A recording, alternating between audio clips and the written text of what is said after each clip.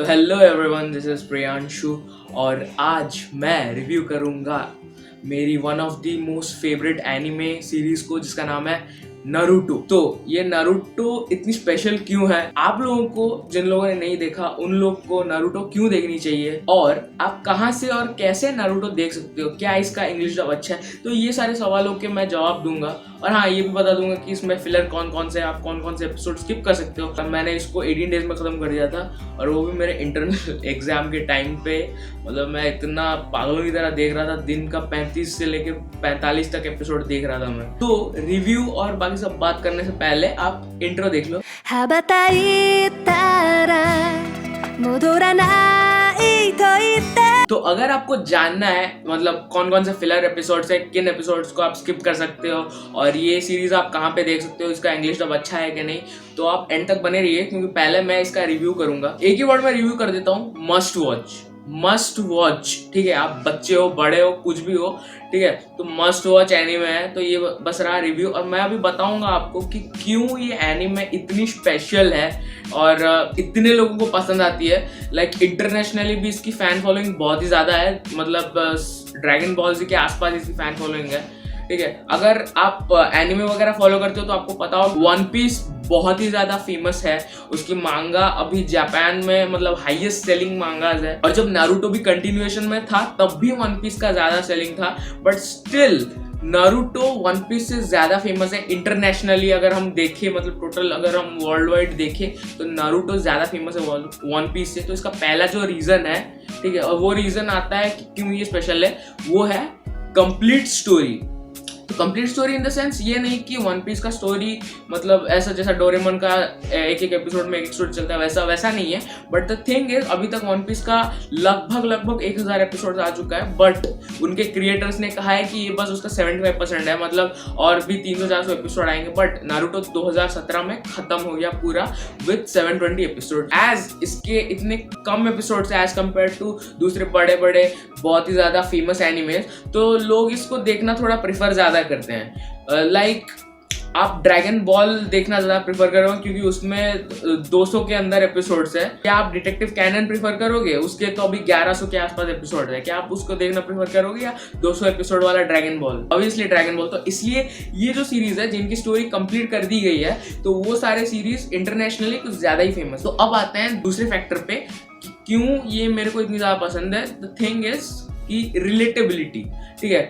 तो बहुत लोग इससे एग्री नहीं कर सकते, बट मैं इस फैक्टर को इसलिए डाला क्योंकि हम लोग नारुतो को स्टार्ट से जब देखते हैं तो वो थोड़ा सा अलोन रहता है, उसके फ्रेंड्स नहीं होते और वो लोगों का अटेंशन गेन करने के लिए कुछ भी करता है और उसके लाइफ में बहुत प्रॉब्लम्स है, बहुत दिक्कतों का सामना करना पड़ता है। तो ये सब चीजें बहुत लोग, उसके जितने भी प्रॉब्लम्स है ना, तो हम लोग प्रॉब्लम से कुछ ज्यादा ही कनेक्ट कर पाते हैं, ठीक है। हम अगर कोई एनिमे वगैरह देखते हैं या फिर कोई मूवी भी पकड़ लो तो हम किसी कैरेक्टर के प्रॉब्लम, उसे इमोशन के साथ ज्यादा हम लोग कनेक्ट कर पाते हैं। और नारुतो के केस में यही ज्यादा काम करती है कि बहुत लोग उसके बहुत सारे प्रॉब्लम्स के साथ, मैं नहीं बोल रहा एक आदमी उसके सारे प्रॉब्लम के साथ रिलेट कर सकता है। लाइक बिना पेरेंट्स के रहना, खुद सारा काम करना, लोगों से ताने वगैरह सुनना, लोगों के द्वारा इग्नोर्ड होना, तो वो सब एक आदमी के ऊपर नहीं हो सकता। बट उसमें से एक एक चीज तो आप कनेक्ट कर सकते हो ना, आपके साथ कभी हुआ होगा, आप बुली हुई होगी, आपको लोग इग्नोर कर रहे होंगे, इसलिए मैं बोल रहा हूँ कुछ लोग कनेक्ट कर पाते हैं। और इसी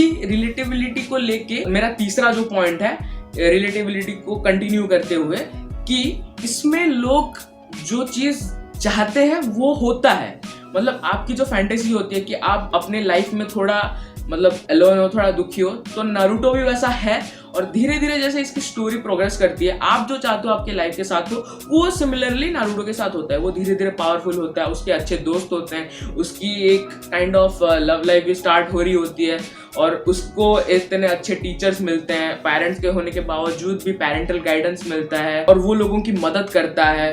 वो धीरे धीरे थोड़ा सा फेमस होने लगता है। तो वो जो आपकी जितनी भी फैंटेसीज है, जो आप चाहते हो करना, जो आप बनना चाहते हो, तो वो धीरे धीरे आप होते हुए देखते हो नारुतो के साथ। तो उससे आप एक बॉन्ड अच्छा सा बन जाता है नारुतो के साथ। तो इसका जो फोर्थ पॉइंट है वो है इसके कैरेक्टर्स। भाई इतने अमेजिंग कैरेक्टर्स है ना। और जो अपना पहला है मतलब बस नारुतो, जो कि मैं मैं इसको एज अ सीजन 1 प्रेफर करता हूँ और नारुतो शिपुडिन को सीजन 2। नारुतो में 220 एपिसोड्स है, शिपुडिन में 500 है, टोटल 720 एपिसोड्स है। तो नारुतो में जो है इसमें बहुत सारे कैरेक्टर्स है। जो मेन कैरेक्टर इसमें है, मतलब मेरा फेवरेट जो इसमें है एक्सेप्ट फॉर नारुतो सासुके, वो है ककाशी सेंसे। भाई ककाशी सेंसे के आप फैन हो जाओगे। मतलब इस सीरीज में ना आप मेन लीड से ज्यादा इसके साइड कैरेक्टर्स के फैन हो जाओगे, लाइक जिराया, ककाशी सेंसे और इताची उचिहा। भाई उसकी कितनी फैन फॉलोइंग है। अगर आप सर्च करोगे वर्ल्ड के top 100 most popular anime characters, ठीक है, पूरे एनिमे कैरेक्टर, मतलब 1980s से लेके अब तक जितने भी है, कितने फेमस एनिमे है, तो उसमें 100 के अंदर आपको इताची जरूर ही मिल जाएगा। नारुतो में ऐसा नहीं लगता कि इताची को एक इतना इंपॉर्टेंस दिया गया है। और वो ही बात अच्छी है कि जो शिपुडिन आता है तब हमें इंपॉर्टेंस पता चलता है इताची के कैरेक्टर का। और कैरेक्टर की बात करें तो कैरेक्टर में तो विलन्स भी आते हैं, तो भाई बस इनके हीरोज ही नहीं, आप विलन्स के भी फैन हो जाओगे, लाइक मादारा उचिहा। भाई क्या बवाल है यार ये बंदा, मादारा उचिहा, उसके आप फैन हो जाओगे। आप ओपीतो के फैन हो जाओगे, ठीक है। जो राइटर है ना बहुत ही कमाल का लिखा है जितने भी सारे कैरेक्टर्स को। तो इसी को लेके मेरा जो 5th वाला पॉइंट है, मतलब इस कैरेक्टर को लेके, इनके कैरेक्टर आर्क, इनकी प्रॉपर स्टोरी आर्क। तो ये स्टोरी आर्क भी एक रीजन है आपको नारुतो इतनी ज्यादा पसंद आएगी। तो इताची का जब स्टोरी आर्क आता है वो मतलब मेरा one of the favourite arc है। मतलब वो और एक पेन का स्टोरी आर्क है, वो दोनों मेरे वन ऑफ द फेवरेट्स है। तो इताची का जो कैरेक्टर, मतलब उसका जब स्टोरी आर्क एंड हो रहा होता है ना, तब आपके आंखों में से थोड़े थोड़े आंसू आने लगते हैं भाई कि क्या बंदा था, क्या किया इसने। भाई गॉड, आप एकदम इताची के फैन ही हो जाओगे पूरा का पूरा। तो इस तरह से जो पेन आर्क है मैं बता देता हूँ मेरा फेवरेट आर्क ये क्यों है।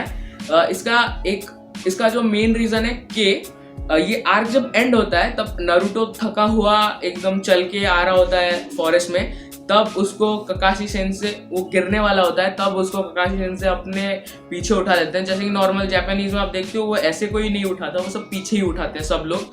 तो वो उसको उठा के उसके विलेज, कोनोहा विलेज में लेके आते हैं। तब सारे लोग जो खड़े होते हैं, तब जो चीज़ होती है एकदम गूज बम्स वाली। अगर आप एकदम उस स्टोरी के अंदर घुस गए हो, एकदम कंटिन्यूसली आप देख रहे हो नारुतो को, कहीं पे ब्रेक नहीं किए हो, इतने दिनों से देख रहे हो, तो वो जो पॉइंट आता है आप लिटरली आप रोने के कगार पे आ जाओगे। कि मतलब इतना खुशी होगा ना आपको, एकदम खुशी के आंसू निकल आएंगे आपके, इतना अच्छा था वो। तो अब आते हैं मेरे नेक्स्ट पॉइंट पे, जो कि है मेरा 6th point, epic moments.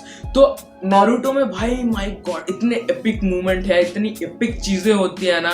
Like सबसे एपिक चीजें जो होती है वो है 4th ग्रेट निंजा वॉर में, ठीक है। तो एक मूवमेंट में बता देता हूँ कि जो 3 लेजेंडरी निंजास होते हैं, जो कि है जिराया, सुनाडे और ओरोचिमारू, तो उनके जो स्टूडेंट है तो वो तो लास्ट जो 3rd ग्रेड निंजा वॉर होती है तो वो तीनों लड़ रहे होते हैं। तो अब जो 4th होती है तो उन तीनों की जगह पे उन तीनों के स्टूडेंट्स लड़ रहे होते हैं, जो कि है नारुतो, सात्सुके और साकुरा। वो एक एपिक मूवमेंट है। दूसरा एपिक मूवमेंट जो मैंने बोला कि पेन आर्क के एंड में जो होता है, और एक है इताची का, बताऊंगा नहीं क्या है बट है। और नारुतो में बहुत सारे एपिक मूवमेंट्स है, लाइक उनके एग्जाम के एंड के टाइम गारा के साथ जो होता है, और कुरुमा के साथ जो नारुतो का एक इंटरेक्शन होता है, उसके बाद कुछ होता है, उसके बाद मिनाटो की एंट्री, उसकी भी एक स्टोरी है। जब आप नारुतो देखोगे स्टार्ट में तो आपको पता चल जाएगा कुछ एपिसोड्स के बाद कि उसके पिता के साथ क्या हुआ था क्या नहीं। तो मैं आपको रेकमेंड करूंगा इसको इंग्लिश डब में देखने के लिए। तो मैं बता देता हूँ ये अवेलेबल है क्रंची रोल पे, नारुतो शिपुडिन, बोरुटो भी अवेलेबल है क्रंची रोल पे। बस ये प्रॉब्लम है कि आप उसको डाउनलोड नहीं कर सकते, डाउनलोड करने के लिए सब्सक्रिप्शन लगता है। और अगर आपके पास नेटफ्लिक्स सब्सक्रिप्शन है तो नेटफ्लिक्स में शिपुडिन नहीं है, बस नारुतो ही है, तो आप नारुतो भी देख सकते हो।